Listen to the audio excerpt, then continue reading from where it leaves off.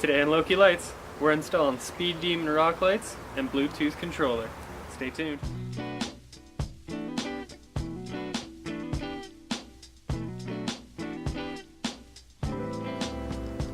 First thing you're going to want to do is head over to the App Store or the Play Store and get LED BLE.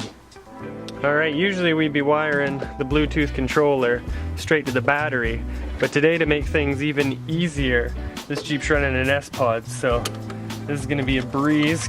Alright, we're going to wire this up to the fourth switch on the Spod because this Jeep's already got a light bar and some pod lights, reverse lights, so I'm going to remove the fuse from that block.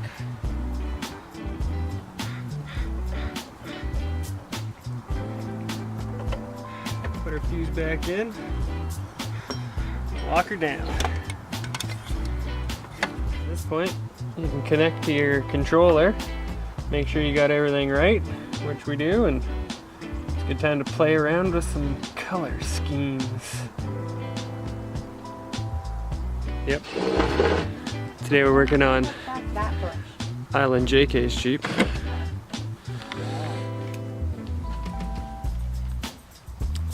And he's currently drilling underneath the Jeep.